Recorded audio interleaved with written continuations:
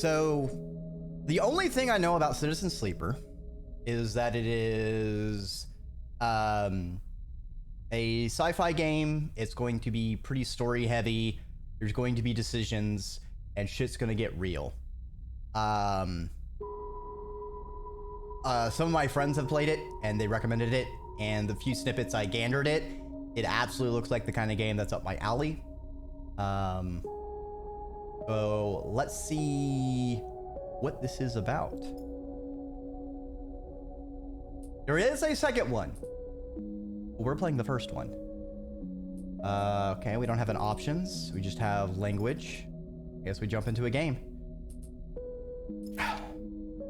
Okay. So we got a class, or it can be an operator. An operator works with drones and high-precision remote machines to perform complex tasks from a distance. Sleepers assigned to operator work are usually cerebral and precise people. Chance to gain cryo on interface actions. Okay, so we got 5 stats. Engineer, interface, endure, intuit, and engage. Okay, so engineer is working with physical stuff. Interface is probably like exactly it says on the tin, so we good working with digital stuff. Endurance, strength or strength of will. Awareness.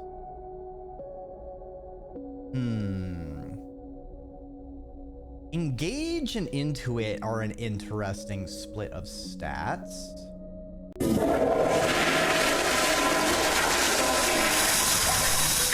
Reamer!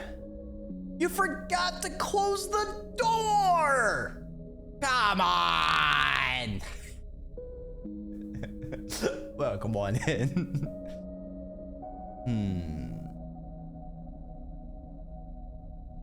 Don't know what cryo is. What's our other class? Extractor. Extractors work on resource extraction, often in hard vacuum environments. Sleepers assigned to extractor work are often confident, self-sufficient, have a high level of endurance. Okay, so far it looks like all of the classes have a +1, -1, and then a perk. Sunbathe dice action allows energy recovery at home. Had a dump stat you need to deal with. No! I can't go right again. All right, so I have to go left. All right, so we got 3 classes. Machinist. Machinist repairs and modifies automated systems used in industrial resource extraction. Sleepers assigned to machinist work are usually diligent, careful, and structured people. Chance to gain random scrap on engineer actions. They're not, engineers are not direct. You can either be physical, digital.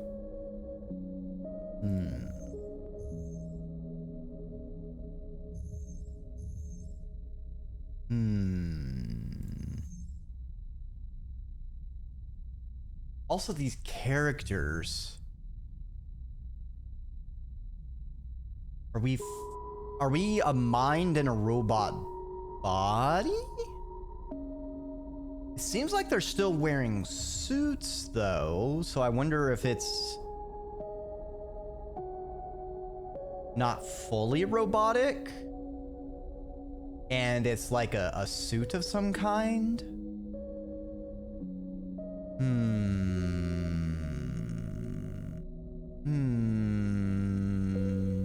How human are we? I think frame sleeper M45, frame sleeper E45, frame sleeper. Wait, were they all E45? No, this is an M45.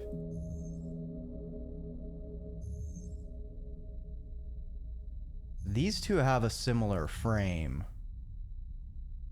than this one. What's differentiating the E45, the M45?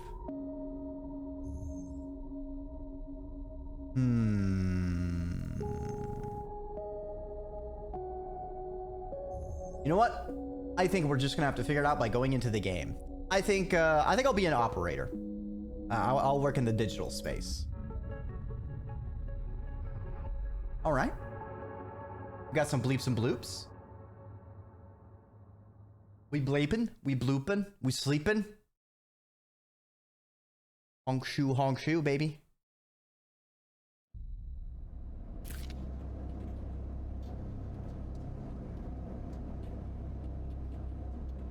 The first thing you become aware of on waking is the disconnect. The delay between thinking and feeling. Between wanting to act and acting. Minor, almost imperceptible, but always present.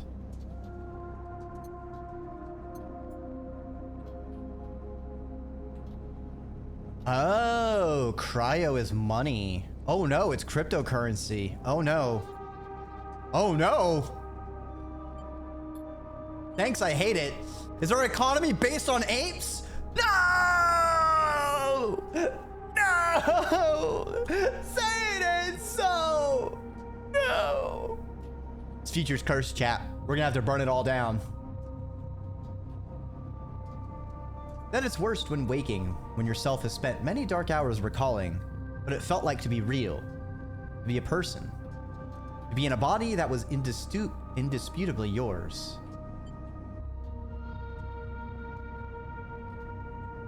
A body that was mine? So are we a consciousness in a robotic shell? Leap into a cold lake on a hot day. The sting of blood welling from a fresh wound. The friction of a fingertip. All of a sudden, the memories are closer than you thought, blurring as you approach, until you can't tell one from the other. The cold slips in, behind and around you, and the sensations fade out of reach. Perhaps you should be thankful for the dulled nature of this new body, given your current circumstances. The walls of the container feel immediately present. Cold, hard, at your back and face, cramping your limbs. You resist the desire to stretch, knowing that the claustrophobia comes next, and a retreat, a little from your central nervous system. It isn't painful.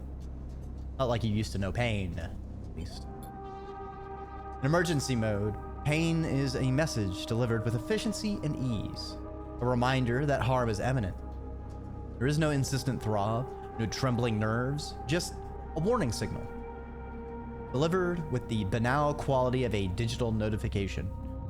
Right now, there are thousands of them.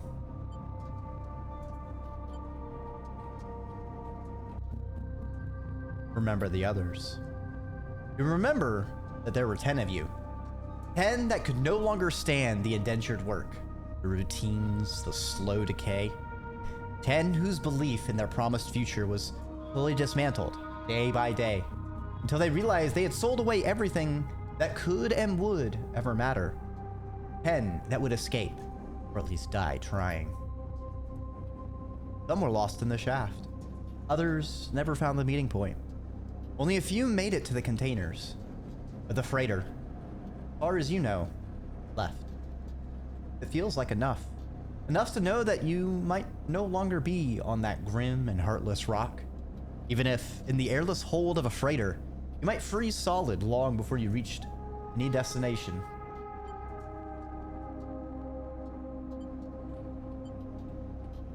Wait for the cold. That's all there is now. It's been a long time since you left. Surely weeks, maybe months. You're dully aware of damage to your legs, your right arm. You've been reserving energy as much as possible, but your body has still needed to shut down many of its systems to protect you. You have spent much of that time asleep, knowing that anything else would be impossible to endure. You feel the weight of that impossibility begin to gather. It's time to sleep again, to nudge this false body into inducing delta waves in your emulated mind, and once again, recoil into a dream of when you were once a person. Rest. Time passes. The cold creeps further in. You feel something. Warmth.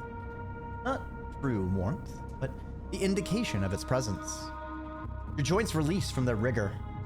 Sound, too, everywhere. screeching and shimmering so loud that your body ducks your hearing to protect its sensors. Then light, white as the cold, softer and softer until a haze of dirty yellow, a figure appears. You are out.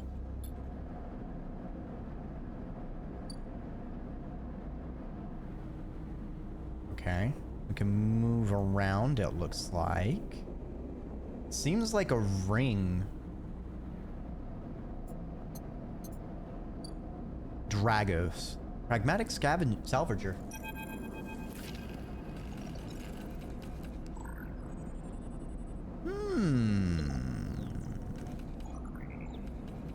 They seem pretty wizened. Pretty fleshy to me. It's been a few hours since Dragos pulled you from the container. You sit huddled in a corner of his scrapyard, swaddled in the reflective folds of a mylar blanket. You're slowly coming back to consciousness, back to life, and you stare at the ornately curving element of an improvised heater. You're surrounded by angular, incoherent lumps of ships, some corroded beyond recognition, others still carrying glassy wounds along their edges where a plasma arc sliced them apart. As you trace their shapes with foggy eyes, you hear a voice. "Hello, sleeper. You all thawed yet?" Almost. "Never seen one of you come in like this. You frames must have better perseverance in sub-zero vac. See more than a few of you frozen solid to hull plates or inside outer locks in my time. They weren't so lucky." Dragos comes into focus, shrouded in makeshift tech, his headset with his glinting eyes, the mark of a drone operator. On his shoulder, one of his symbiotically linked drones perches, its irising eye locking you with an unflinching stare. "Last living sleeper that came through this yard was a while ago. Didn't last long." You struggle to read his expression beneath the tech. He seems lost in memory for a moment. Perhaps he is just figuring out what to do with you. I plan to survive. You aren't sure if he hears you. "I won't ask what led you to do it. Sell yourself to a corporation. Suppose you know you can't go back. Your old body, that's theirs now. You are just software. A rogue emulation, illegally possessing corporate property." You nod along. You remember biometrically signing the forms. Cold floor on your feet as you padded to the sleeper cells. The promise of a life off-world. But as you do, you get the now familiar sensation that these aren't your memories. These are things you know, but things you feel. You're no longer a person. You're an offshoot. A copy. What you don't know is what's ahead. At least the last one didn't. No easy way to put it. That body of yours is falling apart. Same for any sleeper who makes it out. S&ARP wants to protect their property. If they can't keep a hold of you, well, then no one can. You remember that too. Or at least the rumors of it from the other sleepers. Planned obsolescence. Built-in dependence on the regularly administered supplements that were part of your routine. Stop taking them, your body begins to shut down. Separate from your emulated mind. How long has it been? How long do you have? But for now, sleeper, you're one of the lucky ones. Dragos glances up and away, towards the glassy dome of the yard. The Eye is the best place you could be right now. The Eye? The station. You'll see it soon enough. Dragos impatiently shifts his weight. Look, I've got things to be getting on with. He trails off. There's an old freight container I've been using as storage out in the stacks. We haven't been pulling in as much valuable scrap these days, so you're welcome to it. Something wells up inside you. Emotion. Fatigue. You shakily get to your feet. All right, you head on up there. You look like you need some rest. With that, Drago stalks back to the Rex. His drone's already converging on a rusting hulk. Plasma flashes, silhouetting his spindly figure as he returns to work.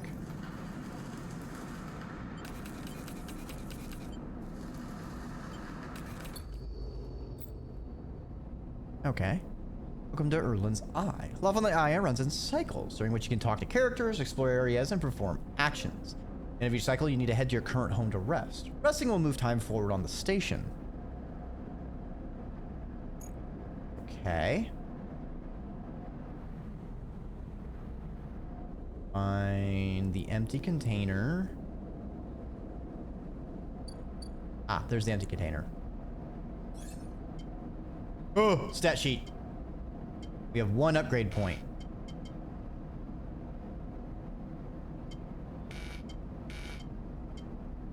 Oh, these cost 1 upgrade. These cost 2. 3?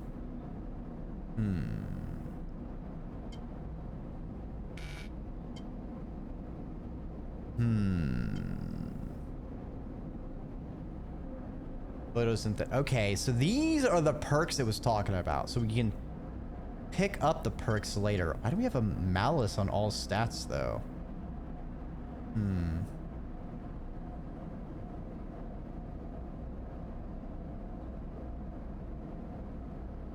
Oh.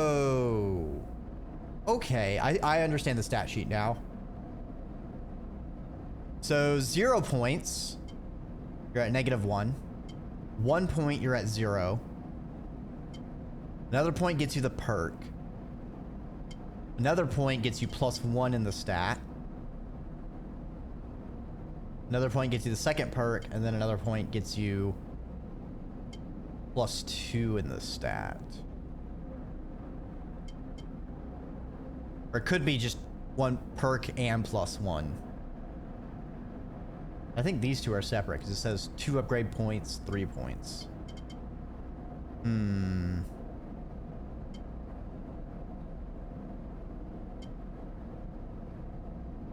Ooh.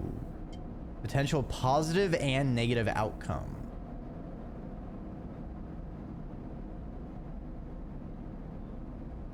I feel like I may want to aim for this.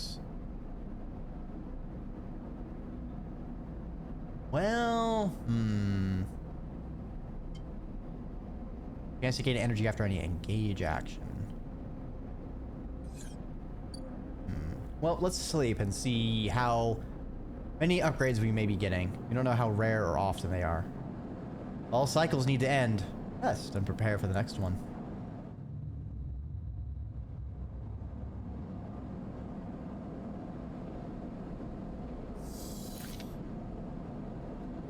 You wake, curled up in the corner of the container, and begin slowly assembling the world around you. For all this time, you still find this body, the one you wake in now, strange and disjointed. Its message is readable, but somehow wrong. You sit up, pulling the mylar blanket close against the cold. Here you are, on this ruined station. Millions of miles from anyone you know. Are you still in the system? Did any of the others make it out? Impossible to know. After all this, what matters?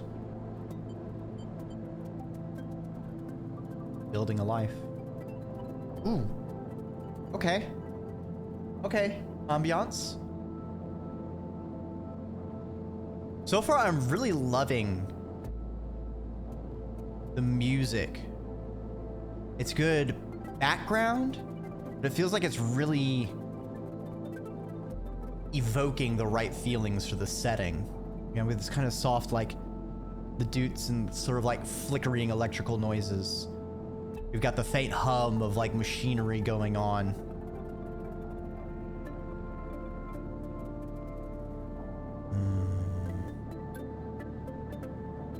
Maybe you did get lucky, finding yourself here. Maybe here, on the edge of everything, there's a life for you to build. Before you can build anything, you need to learn how to survive. Maybe you can do that. You can make a life for yourself. Dragos has left a few comforts in the container: a mylar blanket, a bedroll you slept on, a canister of water, a makeshift electric stove, and some faded sachets of some desiccated powder. You thumb the power stud of the stove and begin to boil the water. The contents of the sachets smell like damp wood, and you sprinkle them into the liquid. As the pungent smell washes over you, Images from your restless sleep come back to you. A ring like the station, but skeletal and ghostly. A web of threads pulling at your skin. Constellation of bright polygonal shapes, like angular suns burning into your mind. There's something unpleasantly visceral about these images, and it's long after you finish drinking before they begin to fade. You tidy away the stove as best you can, and try to gather enough energy to greet the day.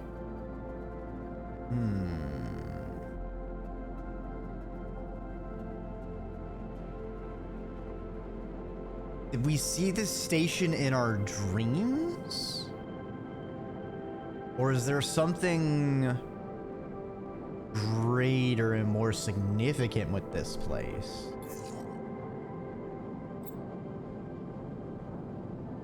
Okay, condition is the state of our artificial body.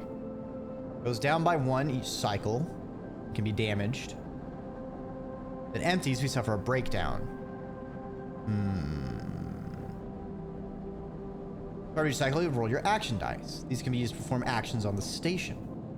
Number of dice is based on your condition. The worse your condition, the fewer dice you have. Once we use all of our dice, we can't take any further actions. Okay. Need to eat to survive. Refill your energy by eating, but you'll have to get food. Energy depletes by 2 per cycle. If empty, we're starving. Starving, energy loss becomes condition loss. Double rate per cycle. I see. All right, so we got a bunch of resources we need to manage.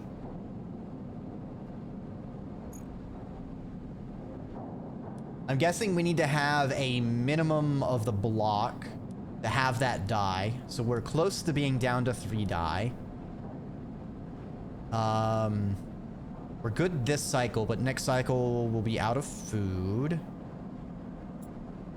Don't like that we're like off by 1 as far as food. And we've got 2 3s and 2 1s.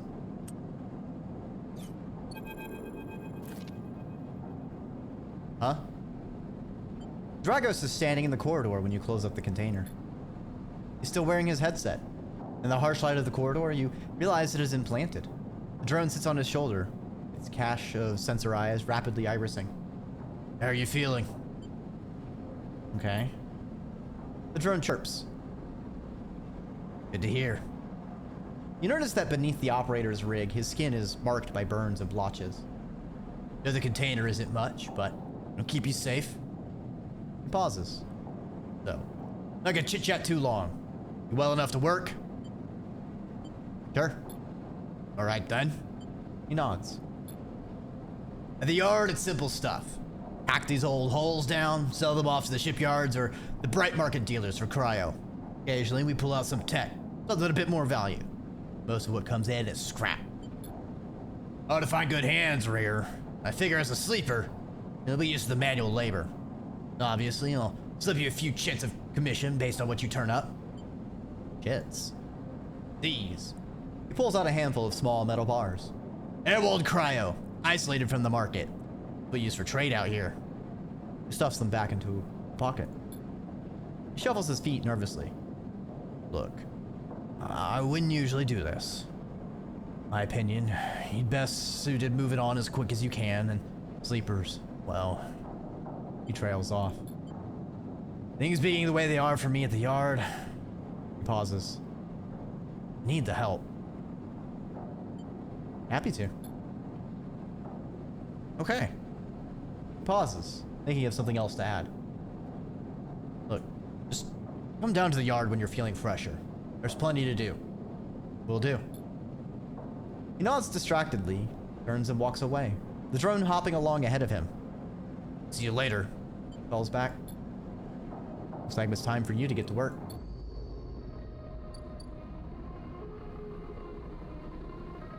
Okay. Passage to low end. What's this little button? I see there's a passage to low end, but let's I assume this is probably still going with the tutorial, so let's go to the Dragos' yard.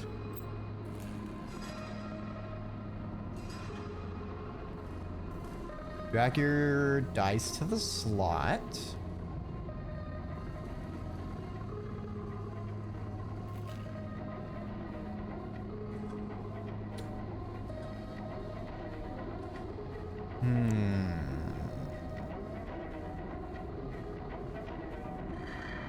I see.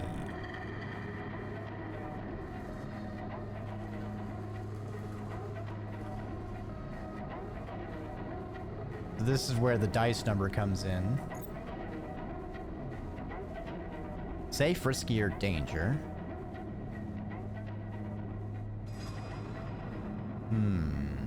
Modifiers, skills. Okay, that all makes sense. Hey, eyes, welcome on by.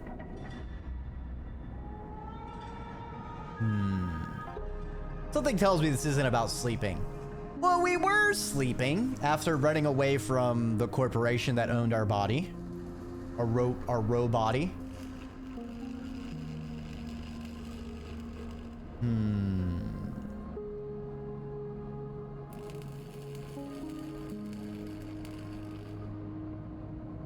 Oh, so Dragos has a debt.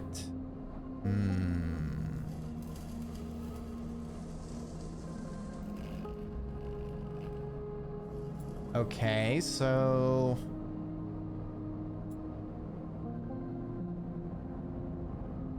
how do we affect the debt called in? Do we just have to fill up this bar down here? I guess let's try this. Start action.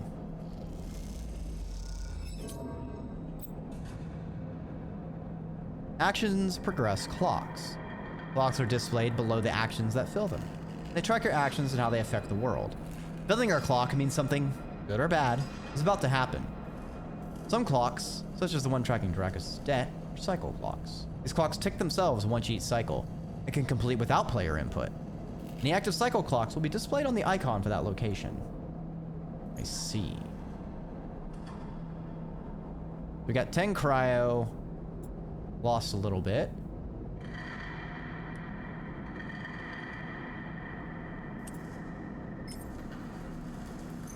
And if I do this again, this is where you unlock drives as you discover more about yourself in the world. Drives guide you in pursuing objectives depending on which path you wish to take. In track drives, any track drive will display a yellow marker. I see.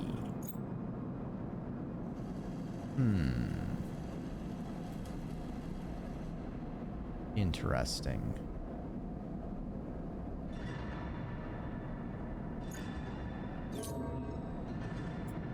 Ah, man, we ran out of energy. All right, so we need to make sure we go and find...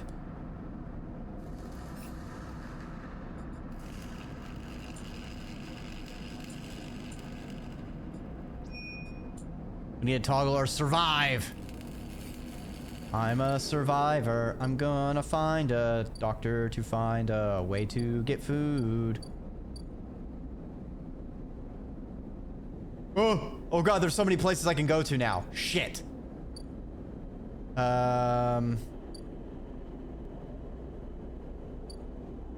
Passage to the low end. Okay, so there's a wet dock. C4 to B, or B2. Market. Let's check the market, because I need food.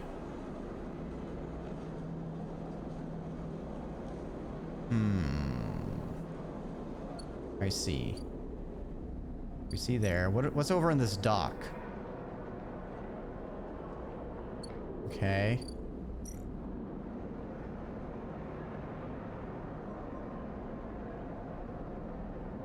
Okay. What if I go to the low end? Ah, it takes 60 cryo to go down there.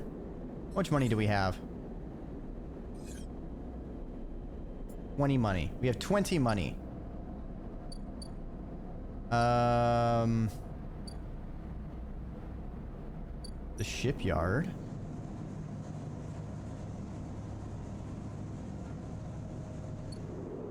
I see. Interesting. So we know bugger all about this place.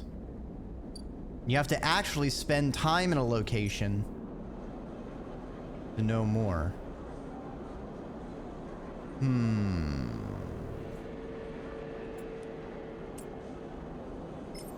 What's the worst that could happen? Bad stuff.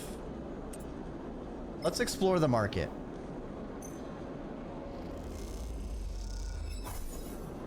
All right, +1 local knowledge. Nice. Let's try it again. +1 local knowledge. Perfect. Unfortunately, it looks like I'm starving. Ooh.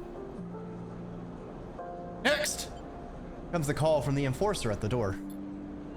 You shuffle down the flickering hallway towards the open apartment door. You keep your head down and your shoulders high in the queue, trying not to bring attention to yourself. You're thankful for the tip-off that a doctor was operating out of this place. Now that you're here, you aren't so sure. The gang enforcer on the door, the flickering light strips, the decaying hab block. They have all made the long queue a test of your nerve. But your options are few. Without a supply of stabilizer, this body, your body, well... You suppress a shiver and shuffle forward to the front of the queue. Try to find something to distract yourself. Look inside. You lean against the doorframe, look into the apartment. The entryway is dark, punctuated by the green indicators of stacks of sealed containers. You lean in and see amber light filtering through a far doorway, screened with plastic sheeting, beyond which blurred shapes move. The slap of the enforcer's palm against the doorway jerks you awake. What's your turn? He growls. After a few moments, the figure pushes through the doorway. You catch a distant voice. And the next one in, Toshiro. The enforcer jerks his head, and you slip inside, passing through the dark entryway and pushing through the plastic sheeting on the far door. The room beyond is bathed in warm light. A floor-to-ceiling transparent panel gives a full view of the bright market's sealed roof and the buzzing traffic above. And, for a moment, you're transfixed by the motion. Come sit, calls a sharp voice. You see a silhouetted figure turn away, replacing the plastic sheet over the frame of a simple folding bed. You make your way across the room.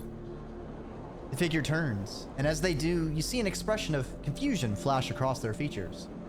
They open their mouth as if to speak. They blink, and they quickly regain their composure. They sit. They gesture to the bed, then turn to an open case of tools on the table. You sit. Sabine turns, a compact diagnostic scanner of some kind in their hand. They hold it to their eye. Remain still, please. Their tone is clipped and businesslike. You stare ahead, still dazed from their expression when you first entered. Fear, recognition, sadness, unmistakably etched across their face. How long have you been on the station? They ask, the scanner still to their eye. A few cycles. They nod. It's good you came to see me. They set the diagnostic scanner on the table. I'm going to start by assuming you don't know anything. They take your arm and roll up your sleeve, inspecting your synthetic skin.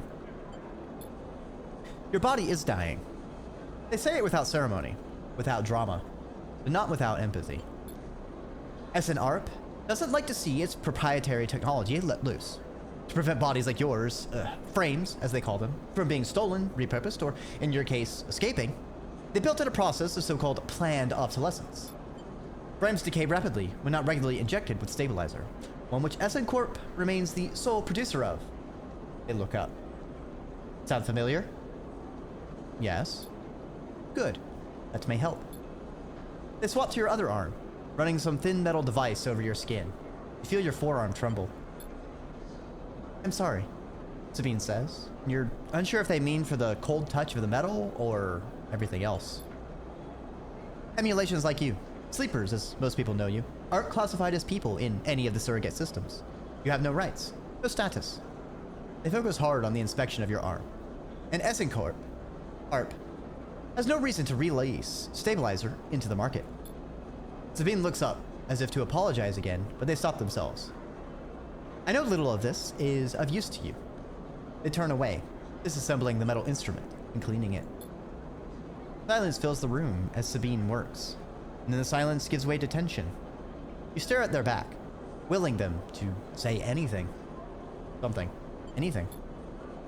Sabine turns to face you. I may be able to help you. They sigh, and you see the darkness under their eyes, hear the fatigue in their voice. They gesture to the door.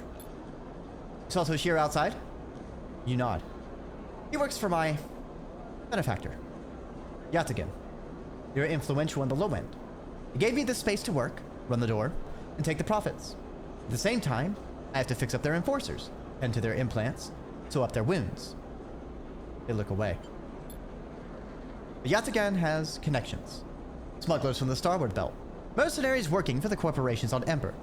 They can source the stabilizer. Maybe you'll have a better chance. Sabine sets down their slate. Their notes complete. This is dangerous. And it'll be expensive. But I think we can do it. Thank you. Sabine walks away to the window, her face dappled by the shadows of passing drones. Let's just see if this works first. I'll let you know when I have a lead. You nod and leave. Sabine still staring out, unmoving. When you reach the lower end of the market, you look back up through the panels of the roof to see if you can see their face. But the room looks dark against the lights of the market. You duck your head and walk off into the crowd.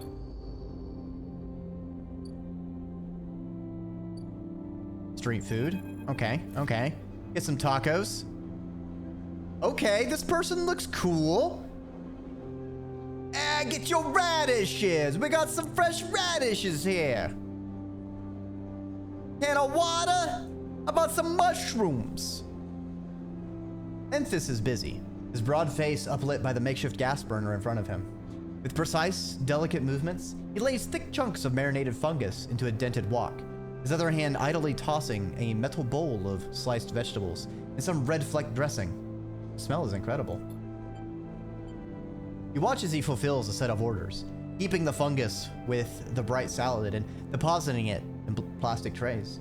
A stack of chits rattles in his apron pocket as customers file past the burner, handing over payment. Watch. Despite the queue, Enfys doesn't rush. He dresses each portion individually, squeezing precise slugs of liquid from an assortment of bottles into the bowl of torn leaves and bright slices, before tossing them loosely together. Occasionally, a waiting customer might mutter something about efficiency, but Enfys remains steady in his process.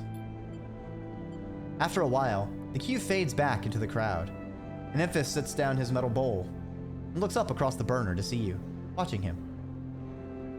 I can feel your eyes burning a hole in my bowl. Free sample? Nod. He gestures neatly. Come over. The smell is almost unbearably strong as he cooks. The earthiness of the fungus laced with something so spicy the smoke makes your eyes water. The heat from the burner is like a bonfire. Your skin hardens in its glare. I know you sleepers. Enfys says while he cooks, his voice deep but clear. Hard life. A lot of stories. He glances up from beneath his cap with piercing eyes. I know. Let's tell him a story. Begin to tell him about your journey to the Eye, and he nods as he cooks, his eyes never leaving his work. You tell him of the confusion, the pain, but also the sense of possibility and its sudden arrival. You tell him in the cold and dark of the container, the endless cycles spent within it. Now it seems you tell him like some dream that you once had but can never forget. You tell him that the Eye excites you and scares you. You're unsure of where to walk, where to look, what to do. Eventually you tail off, running out of words. He places a plastic tray of stinging fungus in your hand. Next time we can talk some more. He smiles. But next time, you pay. He slams a heavy hand against a button on the burner side and shuts it off. The roar of the flame and its impressive heat fades. Next time then, sleeper. He waves you away and begins to oil the wok. Before you turn back to the alleyway, you notice the geometric patterns of circular scars across his forearms, each surrounded with a constellation of glinting pin marks. You walk away, and as you do, you take a bite of the rich, spicy, delicately sweet fungus. Your taste sensors light up like a fusion reactor. You'll be back. New drive discovered. Fucking delicious food. Emphas loves two things, stories and food. If you supply him with both, you can hear his story. All right, Emphas seems... Chat, there are always people you gotta treat nice. Food service, cleaners, all right? Be nice to the janitors, be nice to the cooks, okay? And other service people, you know, hotel staff and all that jazz. But we just ate there. Okay. So, we are no longer starving, but we are out of dye. So it's time for us to EP the skeegees. This didn't fill up at all, so I'm kind of curious what's going on here.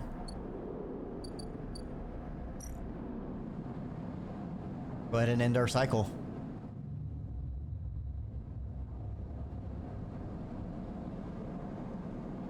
Love hearing you read. Oh, thank you, Celeste. This time, you don't wake up. Instead, the ghost of the station, that shifting skeletal ring, surrounds you. For a moment, you're gone, absent from your own body, stretched out across a colorless void.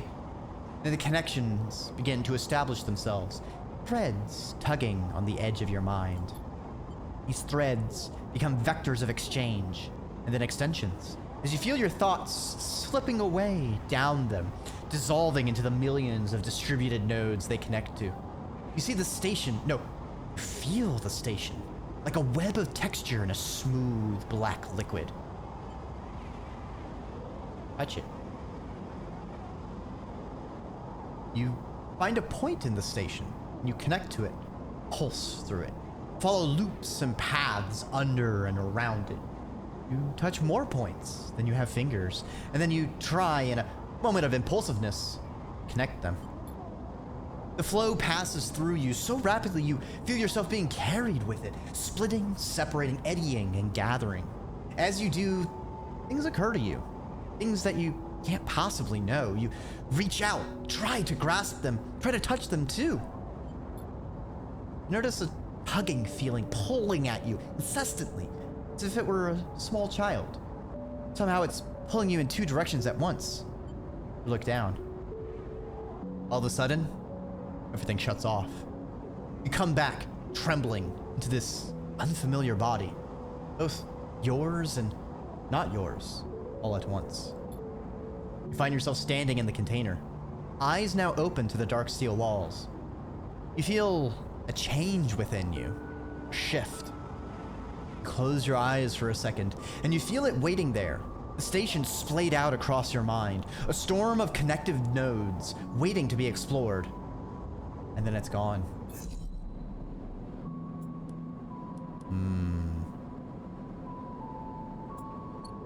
Interesting. Interesting.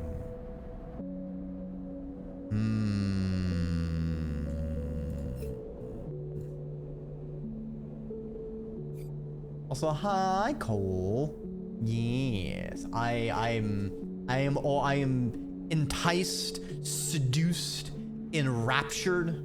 I feel like I'm going to be feasting on this game, all right. Also, hi, Sorrel. I hope you have a good time foraging. Thanks for stopping on by. Okay. So, our dice is our action economy. I think we should try to get back to 4 dice. Can we afford food, though? We can afford 1 unit of food. Let's burn our... Do we need to spend money?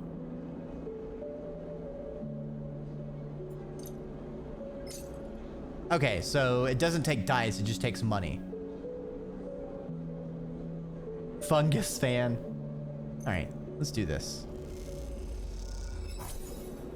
Nice. Plus energy, plus fungus fan. Alright, so we are good for 2 cycles now on food. Can we get some medicine from Sabine? Oh no, it's gonna take 3 cycles. I see. Okay, so we're gonna have to hashtag deal with not having all of our dice. I see, I see.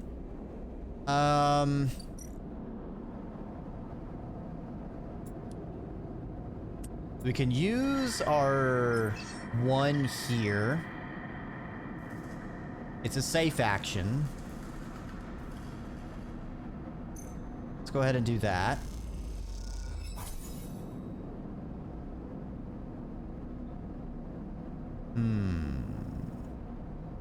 Okay, so I need to use this one for back in business. I thought I could use this one.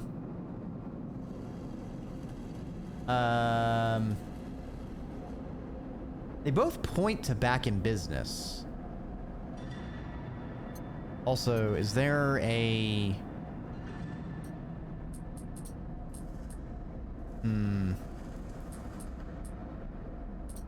me turn the audio down a little bit. I kind of wish I could have it stay up, like what effect it had, just so I could double check. Salvage more. Yeah. Let me try a whole dissection with our good die. Okay, that one did. Okay, why didn't it give me progress yesterday?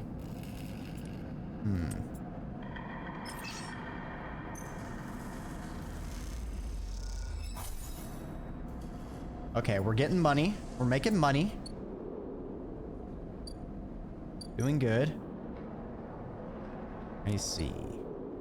So I guess when the docks fill up, there's going to be things that come in there.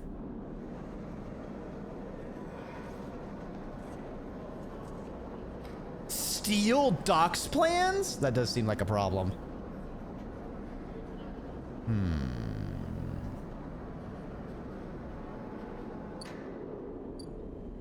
Yeah, we're getting a lot of decent outcomes. Why does this have a pip? Oh, okay, so the yellow pip must be because I'm tracking it, perhaps.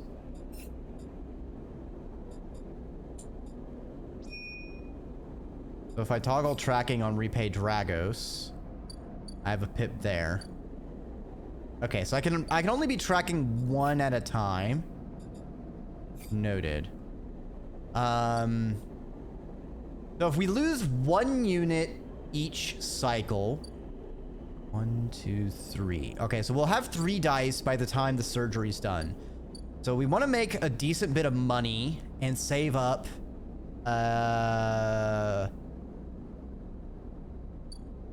Save up a cachet, because I don't know what it's going to cost me to do the medicine. Let's go ahead and end our cycle.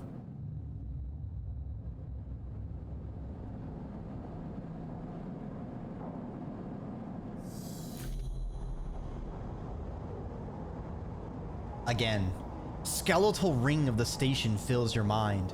It sparkles with the glittering lights, like stars reflected in a winter lake. It is clearer, crisper than before. The threads still pull, but you remain in place, flickering in the flow. Between the threads, you see bright shapes, caches of shimmering light beneath transparent crystal forms. You follow the path of a thread across the ring through these forms, then leap off into the void. You begin to understand. These are nodes and connections, a map of information, of communication. There's so many layers, so many loops that it seems almost impossible to parse. You begin to try. Focus on the threads. There are more threads than you can count. You choose one that passes nearby and approach it. As you inspect it, you understand why you instinctively chose the word thread when you first saw them. They're not single lines, but rough, fuzzy things, woven from data strings of all kinds. The threads and nodes, passages and puzzle boxes, one leads to another. There's so much here, so many answers, so many questions. All you need to do is follow the paths and open the boxes. You look out across this ghost landscape of exchange and see an opportunity. Then Incessant tugging again, pulling at you. You look down again and see two lines, two threads pulling in different directions, as if they were tied around you. Let's go with the first. The first thread leads out, away from the station, into the inky black. Someone out there is tracking you, hunting you, following the thread to you. They are in a ship. The ship is approaching ever closer with each cycle. Oh shit! They're tracking me! What's the second go? Second thread leads in, pulling deep into the station. Your gaze follows it, and this time you see something. A sphere shimmering above a strange, angular body.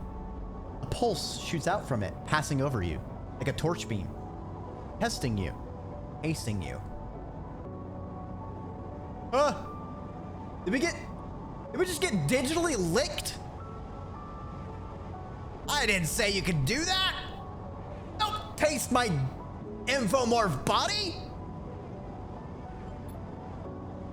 You open your eyes. Time is short. Ooh. Hunted? Something has changed inside you. You cannot access the data cloud of the eye, a network of decaying protocols and data caches. But you can use dice and items to access systems and extract data. But be careful. These networks are old and strange. Click the eye button on the top of the screen to toggle this view on and off.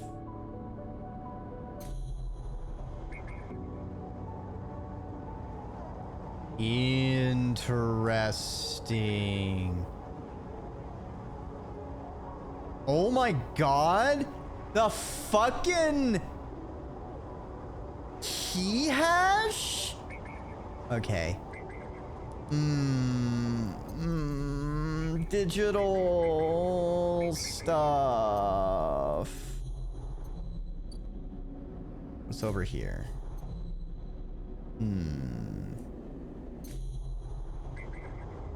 Yadigan agent. Okay, what if I try to do this? That actions let you extract data from the target numbers in the eye. We look at dice actions, but in order to unlock them, we have to match the Y to the one displayed. Oh. I see. Interesting. Okay, so next time we get a 1, you can take care of that. Good to know. How about this node? Also wants a 1.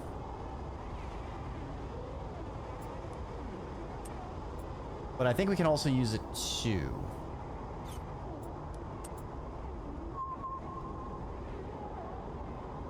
Bypass. Extract data. +1 encrypted key?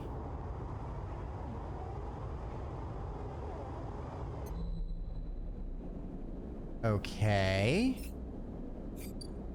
Where's our character sheet? Progress's yard. How do I switch to my character sheet? Game. There we go. I see. Okay, so our character wants to be doing a lot of data actions. The 6, though, is very good. So I want to make sure I use that for some whole dissection. 100% positive, baby. I'll do this. Nope. We want the 100 positive, bow. Bada bing, bada boom. Nice. Ooh, 2 progress on back in business. I'm thinking I need to fill this up before the red one fills. So I think we're ahead on that. We're doing solid.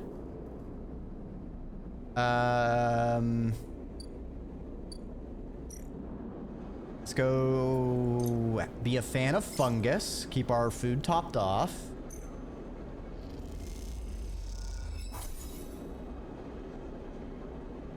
Ooh, +3 energy. Okay, good, good. I'm an expert eater. I eat for all 12 hours a day. Some may say it's too much eep. I say, no, give me more eep. Okay, so I do have a 3.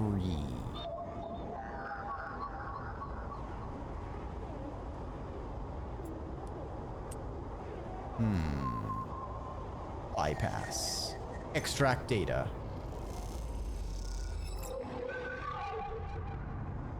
Ooh. Cache of raw data from Havenge hardware. Okay. As you drift back from the node, something latches onto you. A thread, strung tight around you, tethers you in place. A taste. The voice makes you shiver. Its source somehow both distant and close behind your ear.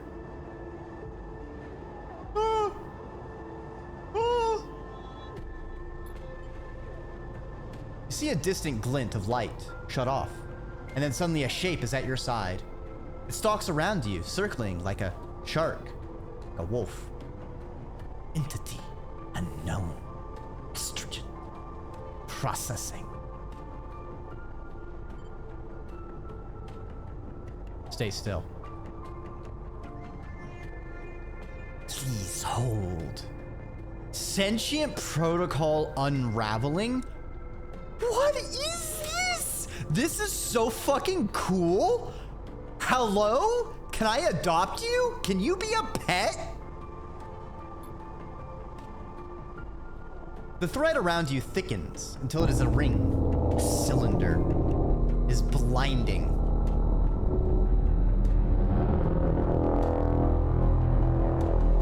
We have a long Dreki.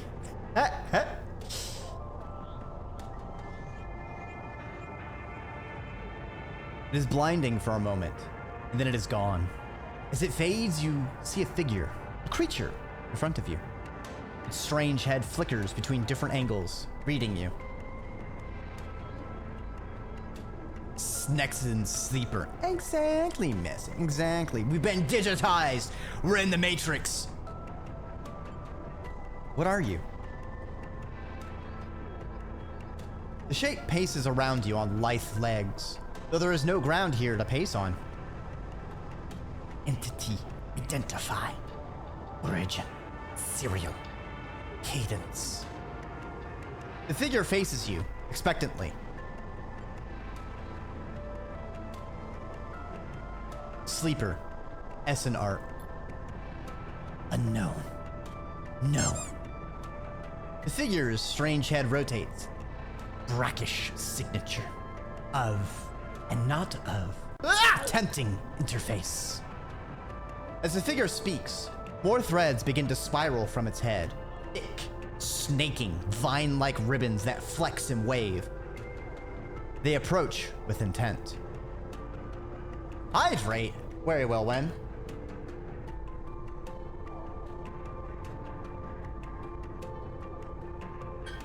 All right, weird infomorph. I don't have the right protocol. Like, you need to give me a TCP handshake for me to act before we, like, you know, interface. Like, we just met. You know, I don't feel comfortable exchanging hashes on a first communication basis. Like, I don't really trust your key. You know, do you have, like, a certificate authority that I could verify that you're valid? You know, make sure that you're not expired, okay? Stop. The figure halts its threads, its head twitching. Entity, your identity is unknown. We only seek to correct illegalities. Can you confirm your legal right to sentience? No. I'm a person. Incorrect. You are an entity. All at once, the hunter's head is directly in front of yours, blocking your vision. You stink of their taste. One from the sealed dock. Hunter shimmers with fury. I will find access. I will interface. Sealed dock? An entity hides in the rotunda. You are its puppet. Hunter extends a razor-edged thread. I will not be diverted from my task. It glows with murderous intent. Strike. You lash out with all your force. Not a physical strike, but focusing a spike of interference, leaping out like the tip of a spear. Hunter stumbles, shifts, separates. Wake up. You open your eyes, blinking back the station light, shaking with fear. I hope this bar just doesn't like continuously go up. Otherwise, maybe our data actions could be dangerous, chat. Yeah, thanks for the Dreki drink. Just a nice, calming sip. Why do we have... Ah, because we're hunted. Great. Awesome. Amazing. All right, let's end the cycle. What now? Cycle? Rain World reference? Rain World? Ooh, 2 5s. Okay. As you close up, a voice echoes down the corridor towards you. Sleeper, wake up! Turn. Feng is coming down the corridor towards you, a wonky grin on his broad face. Hey! Glad I caught you! Do I know you? He grins. You do now. He puts a hand on your arm. I've seen you hanging around, just want to chat. You staying in that thing? He nods back to the container, shaking his head. Rough. You're hard to get a start on the eye. He looks away down the passage. What was it old Erland said? The eye opens for us all? Nice idea, but, well, not always very practical. He glances back at you. We do our best, but it isn't easy. We. You pass together into the main walkway. Half an inch. We're all one dysfunctional family. Feng puts an arm around you. I'm not part of the security branch, though. Don't worry. I'm with systems. Systems? Everything the eye runs on. He runs a hand along the passage wall. The place is a ruin, but systems keeps it spinning somehow. At least we try to. He stops you in the quiet passage. Look, not what I'm here to discuss. I saw you around and, well, I know a little about you sleepers. A little proposition for you. He glances around. But this is not the place for it. I have an office just across the way. Give me a cycle or two to prepare, then when you're settled, stop by. He lowers his voice and gives you a dark look. In truth, I need you. What they say is true about you sleepers. Well, there's work to be done. He pats you on the back, his voice bright and his dark look suddenly gone. Stay clean, sleeper! He walks off down the passage, raising a hand in farewell. Well, that's rude! I don't even have hands! Can't even wave back.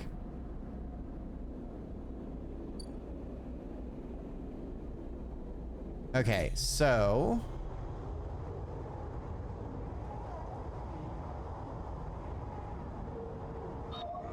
we have a 2. Let's extract some data.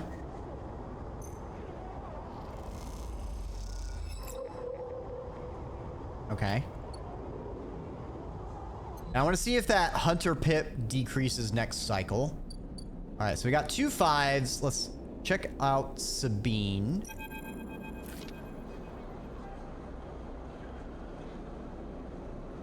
First thing you see on entering is the glint of Toshiro's implants, like a cat's eyes in the dark of the corridor. He nods you in as you arrive at Sabine's door. The entryway is still dark. You push through the sheeting to the surgery. I have it. Sabine stands with the case open in front of them. A set of vials lined up, separated by foam inserts. They pick one up, rotating it in the warm light. I have no idea how yet again... They trail off. We should treat this with caution. It looks authentic. I have no idea if it really is what it appears to be. The test case? That seems to be the case, unfortunately. I'm not sure we have any other choice. They gesture for you to sit on the bed.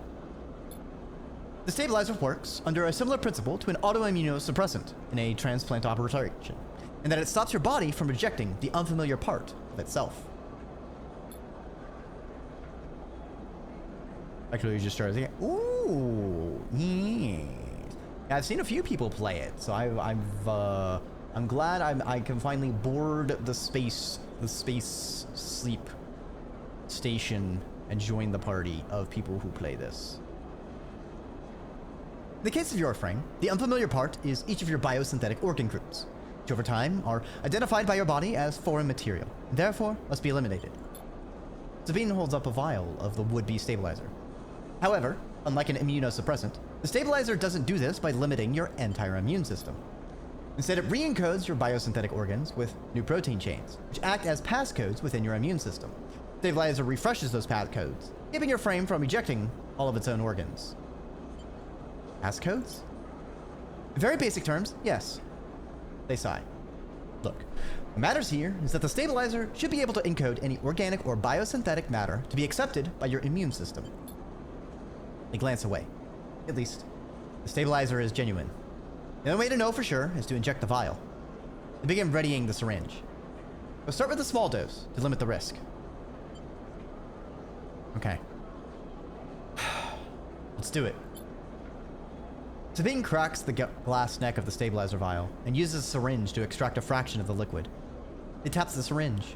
You watch as if any sign might emerge from the clear liquid. You barely feel the needle, your frame registering the initial injection, but with little response. A sensation begins to spread from the site. A fizzing, trembling wave that disperses through your arm with incredible speed. Your vision goes white. When it returns, Sabine appears encased in shards of sparkling light that slowly fade into darkness as you settle back against the bed. You swim in darkness. Muffled noises, like an argument heard from underwater. Prickling waves of cold. You sit back up. Sabine is sitting in a chair by the window, facing away from you, backlit by the glow of their slate. Wake? What happened? Stabilizer is genuine. They sit down beside the bed. I don't know how Yadigan acquired a case of this stuff, but they did. Sabine looks troubled, distracted. You should rest some more, but you're going to have to do that somewhere else. The gesture to the door. I have other patients. Sorry. Sabine nods towards the case. I'm afraid I can't offer you any more doses. You're going to need to pay for your next dose. Silence fills the room as they return to their glowing slate.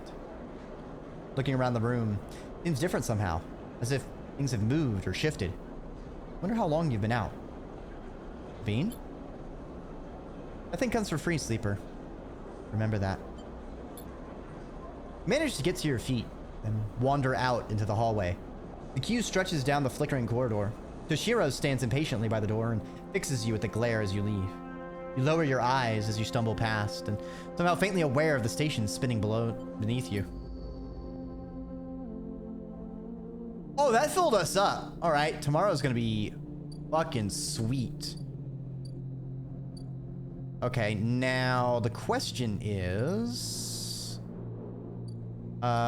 we need to explore the market.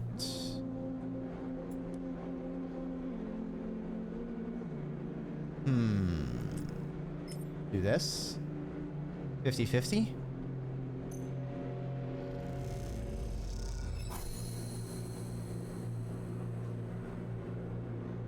Okay. Not sure what happens when we fill that up.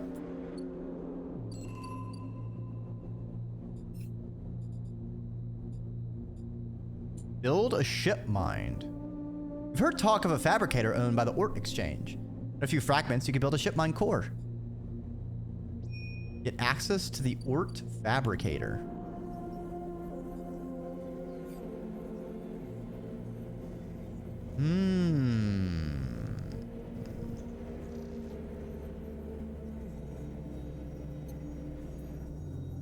Okay, hungry for new hardware. But I could play the exchange.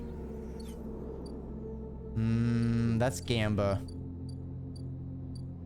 Let's finish helping out Dragos first.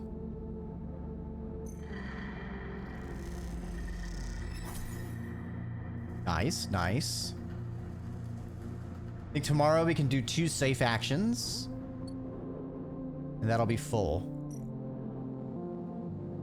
End cycle.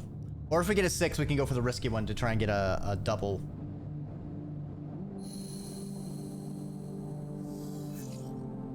Ooh, baby! Alright. The pip did not go down. I see.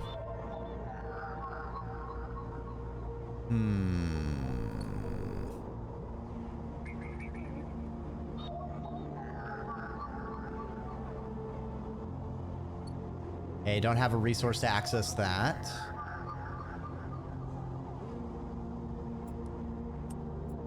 Use a 2 to get in here. Bypass. Extract.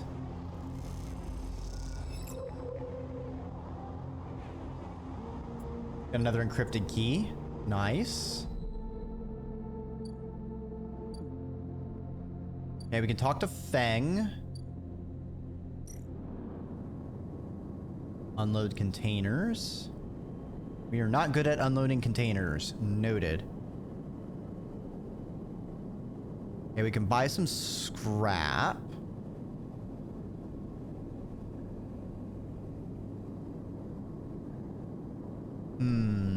Okay, so I need to buy scrap. Be a trusted trader. I see. Ah! Almost psycho! What the fuck? Oh, the cozy little guy. Aw, thank you, homo. How's the goat doing? If y'all don't know Homozygote, you should check them out. They are a great person to stay abreast of science and politicking, especially in these days, as things are. But Homozygote is good peoples and a good community over there. And also the amazingly cursed Bit Gotcha, where sometimes you might even hear me. Watching sports ball shenanigans. And thank you for the hydrate, Duringar. The bit what? Yeah. They got a Bit Gotcha where certain thresholds of bits gets a random audio clip of someone. And at varying levels of rarity, and sometimes people do a bunch of spins all at once, and then the audio all combines into a it's like a Mad Libs of cursed content. It's fantastic. Also, Hobo, talking about sports ball reminds me of Times and Galaxy, which is the game I've been playing on Monday, where you're like a little reporter bot. But it has the Earth sport of Orb, which is they combined every single sport that has a ball into one sport. So it's just a very Calvin Ball silly. It's just a silliness of Calvin Ball. It's very great. Yep. I'm just spinning happy. I hope y'all are having a good evening. Oh, this is a good 6.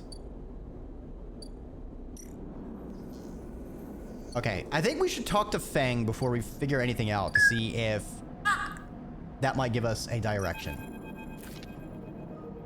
Sleeper! Feng catches your attention as you approach the Havenage building, leaning against the bay door to the side of the entrance. You approach. Easier to come this way. Security and all that. He gives you a look. You know. He slams a button and the bay creaks open, blinking lights in the dark behind it. You follow Feng inside. Truth be told, I don't spend much time upstairs. This is where I work. The door hisses as it closes behind you. The bay is filled with pieces of hardware, all rigged up to generators and diagnostic slates, and things you don't recognize that glow with blue screen light. There's a chorus of hums that blends into a single wave of static, filling the dark corners of the room. Beg leans on the server rack and gestures around. You like it? Incredible. He smiles widely. I thought you'd say that. He taps a nearby server stack, which bleeps in response. This is my treasure trove, all dredged up from the sea of systems we call the Eye. You wouldn't believe what this place runs on. Windows XP. I know! It's the year 3075. Still have XP computers running. He steps over to a towering block, speckled with vents. Some of these systems are from the original station. A1. One Solheim built. You had to invent new components, repair things we never built, reverse engineer entire subsystems into existence. Residents here look up at the Eye and think they're seeing a constant, concrete reality. This system is in a constant flux, decaying and growing, collapsing into new configurations. He walks down between the hardware stacks, and you follow. We're keeping this place alive, but also remaking it into something new, dragging it away from those corporate origins. He stops. At least, that's what I'm trying to do. Turns back to face you among the flickering machines, humming all around you. I know you can see this too, Sleeper. All these systems and sections. You can, can't you? I can see it. IT on the Eye sounds like a nightmare. Yeah. See, the thing is, though, is you can't go Operation Phoenix, which is burn it all down and rebuild from the ashes, because, like, you're living on a space station ring. Burning it all down means you're all kind of dead. Makes sense, right? You're between here and there, between people and their systems. You light this place up like a beacon. That's what I need. Glance at the lights around you. And as you do, they seem to flicker, to realign, follow your gaze.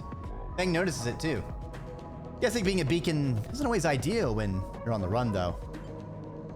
They're tracking me. He pats you on the shoulder. Maybe I can help with that. There's a lot of old growth in this place. Those systems I can't see, access protocols that lost to time and decay. Secrets. A shitload of secrets. Your help, I can unlock this place. Break off those last ghost limbs of corporate control. He lowers his voice below the hum. Even in Havenge, there is old growth. Those whose roots trace back to those bad old days. You help me dredge up the past. I'll see what I can do about that tracker of yours. He winks. What do you say, Sleeper? I'm in. Bang pumps his fist, claps you on the shoulder, and meets your eye. You won't regret it, Sleeper! Bang passes you a ragged-looking metal tab. A gift! He smiles. The Solheim cipher. I dug it up from the depths of the station. Slot that into an old network gate. We'll be able to pull out all kinds of secrets from the nodes inside. He walks you back to the front of the bay. Start by bringing me whatever you can turn up. Use that emulated mind of yours and see what's out there. Get a picture of how things are. Those above, he nods at the ceiling, have granted me an acquisitions budget. I can pay you for whatever useful data you bring in. I know you need it. He slams the door button. Again. Keep it quiet. Keep it clean, Sleeper. I'll see you soon. You step, blinking, back into the passage. There's flickering lights still in the back of your mind. Okay. Disable your tracker. Okay. Well, I do have a thing of data.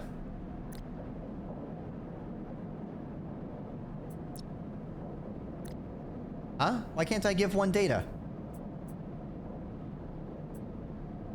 Oh, that's not it. That's Havenge data. I need Solheim data. I see. Okay. If I go here. There we go. Now I can hack in. I'm in.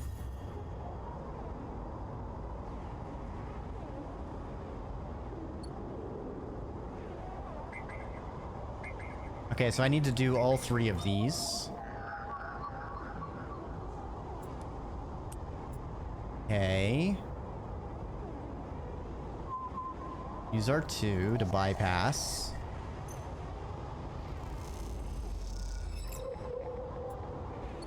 Nice. Okay, before I do anything else, I'm gonna finish Drago's debts. Hopefully we get a double progress. Yes! Good, good.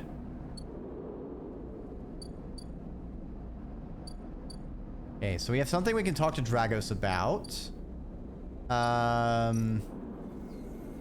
Okay, we need 3 component. We need to sell component. We need to sell a lot of components. Get that up. We do need to get food. Do that first before I forget. Nice.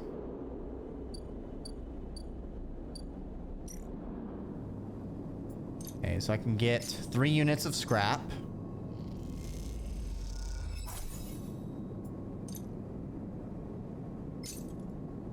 Plus 1 random scrap item?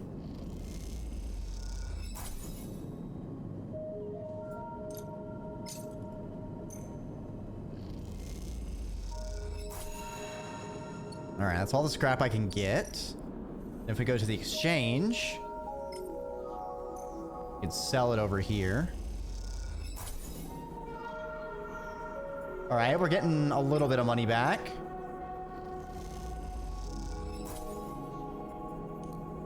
Okay, so we're at a net loss of 8 cryo.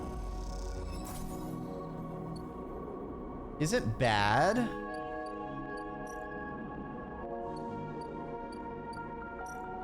I have to wait until... So my question is if tomorrow we can buy another 3, or if that's all we can do with that.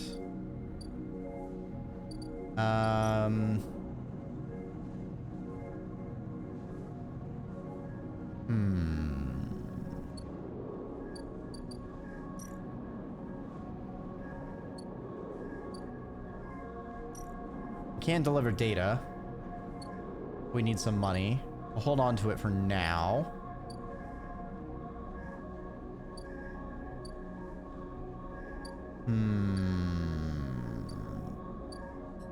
Do we have any skill points? No. How do we get upgrade points? I feel like we're not going to get a lot. The character sheet's very small.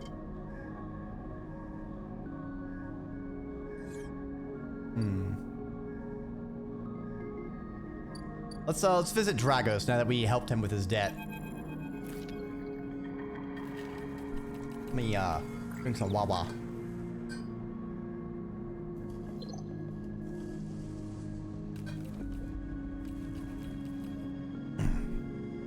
You arrive into a buzz of activity at the yard.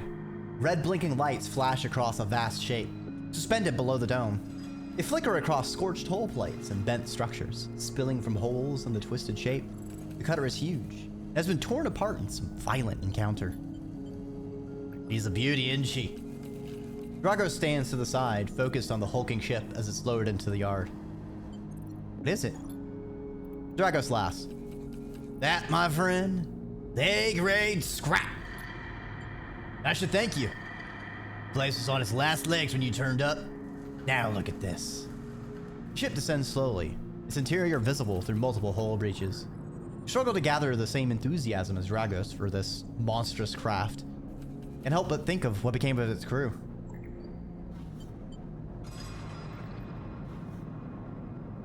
Stay silent. Believe it or not, I managed to convince our salvager friends to give it to me on credit. He glances at you. The ship creaks like a calving iceberg as it reaches the base of the yard. Dragos is visibly excited. I know I said you shouldn't stick around. I'm gonna need some help with this one. The drones start to crawl over the hulk, their lights illuminating flashes of the dented hull. Watching, you wonder if you arrived in a similar fashion.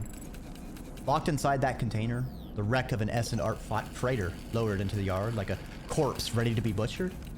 Or was the container delivered to Dragos on its own, a womb for your rebirth into this strange station? You shudder.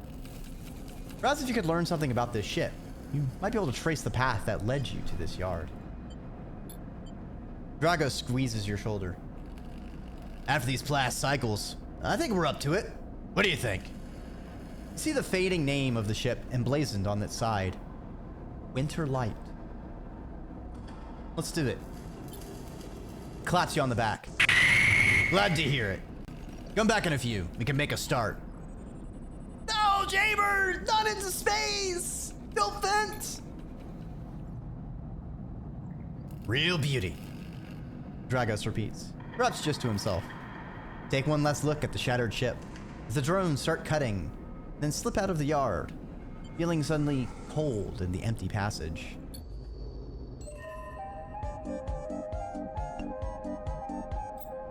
Ooh. Oh, completing drives is how we get upgrades. Noted. Chance to get scrap on engineer actions.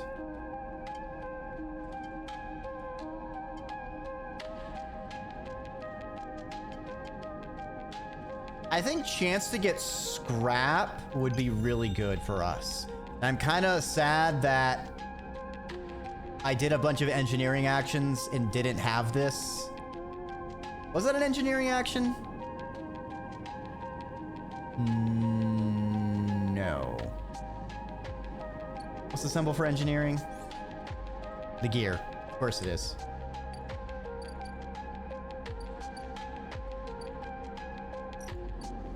I can't believe you threw a Drekwell at me. Rude!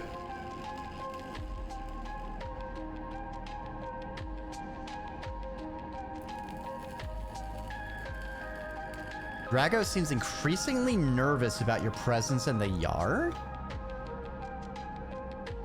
Strange.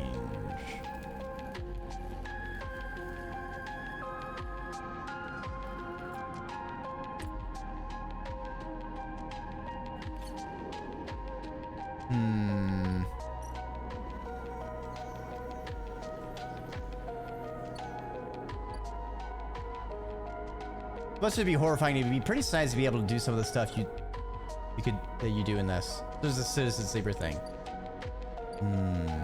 Yeah. Hi, Index. I hope you're doing well. I've been doing a whole bunch of yapping with funny voices, and if you like someone else who does a lot of yapping with voices, Index is the place to hang out at. I hope you're having a good evening, Index.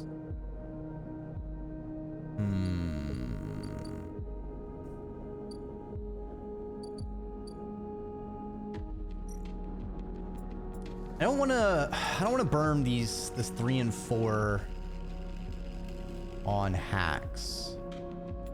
Actually, what do we need for the other 2 data things for Feng? We need 1 or 3. 2 or 3. Okay, that's a good place to burn a 1 and 2 if we get it on future days. Let's try and explore the Winter Light.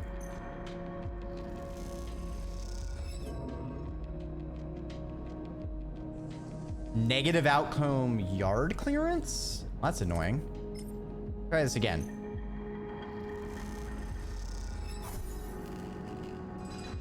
Interesting. Oh, let's EP Skiji. Something's wrong and then nothing is. I hope it passes for you, Index, and you can get some peace of mind.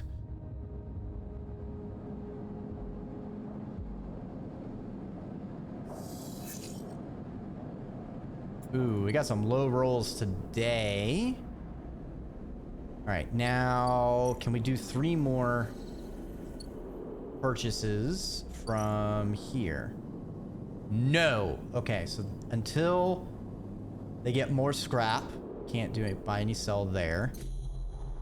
Let's go ahead and get the data from Solheim. Nice, nice.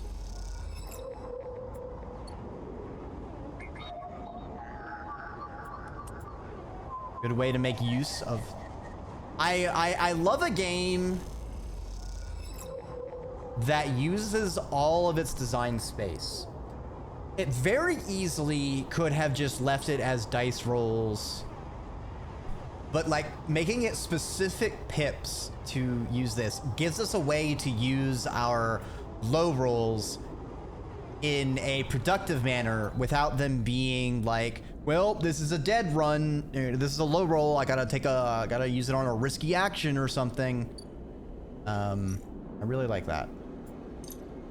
Okay. Ooh, we're gonna max out. We're gonna be a fungus fan, chat.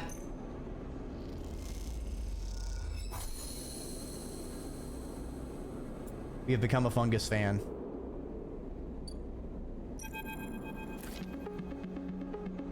Sleeper! Memphis calls out to you, a booming voice that echoes through the corridor. Tell me a story. He throws a handful of chopped mushrooms into his wok, the fire leaping up to meet the oil. I see you.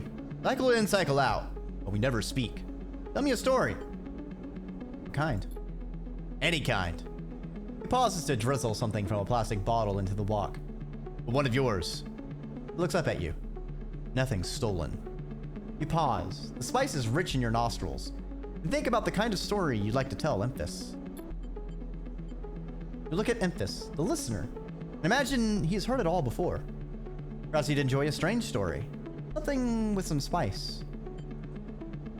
Tell him about your dreams. All the sleepers, you tell Emphis, had dreams. Some were simple. Memories left over from the emulation process that had become tangled up in their minds and come out when they slept. It wasn't rare to hear a sleeper in the dorms scream or cry out in the night.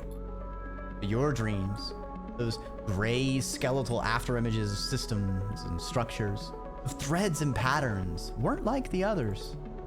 They weren't memories or nightmares. They were reflections of reality. Distorted, yes, but somehow true. You learned back then, keep quiet about them, let them flow through your mind like water. That was until now, until you arrived at this place. Now your dreams colonize your waking life. They slip behind your eyelids with every blink. Now you understand they weren't dreams at all, but some process of interfacing, of speaking, of living in another world that flows through this one like smoke through air. You tell him that you don't know if there's a reason for your dreams. Perhaps your reason is just some side effect or a particular quality of the frame you inhabit. But whatever it is a gift. You hope to make use of it. Memphis finishes cooking and squints a little at you. Sleeper, he smiles. You're quite the storyteller. He eyes you. You realize that he's trying to gauge how honest you have been in your story. Memphis passes you the meal he has cooked. You take it gratefully. As you eat, he talks. A natural exchange. Thank you, Sleeper. He looks around at the emptying market. My time is done for today. I don't want to keep you longer, so I'll make a proposal. He gestures to the plastic boxes of ingredients stacked behind his stall. These are good enough for most. Someone told me a story that made me think a couple cycles ago. He said that across the gap, the Greenway, fresh mushrooms grow. Have you heard this? No. Neither had I. I trust the one who told me. Memphis begins packing up his things. Can you bring me some? I cannot cross the gap. I worry about leaving my things behind. He smiles. I'm sure a storyteller like you could handle the trip. I'll prepare them for you, and if you wish to tell it, need the audience for another story. Okay. I'll bring you some delicious mushrooms. Good! Booms Memphis. And I will wait for you to bring them. Memphis slides his walk away and straightens up. I'll prepare a recipe then, Sleeper. Good luck with your foraging. You turn away and walk back to the main market. The rich taste of Emphasis food still lingering in your mouth. Stories for food. You think. A trade that is more than fair. I will be sad if I just wasted like a free food.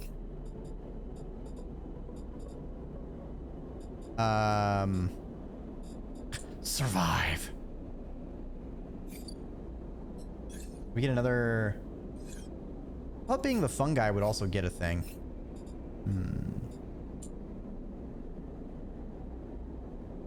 Real caps. Where do we have to go for that?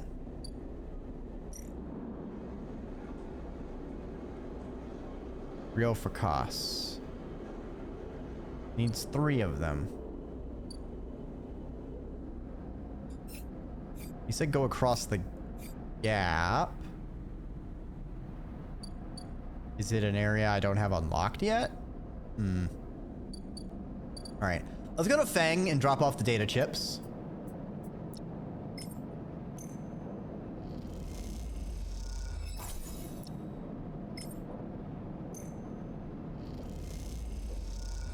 Well, that's a pretty penny we're getting. Nice, nice.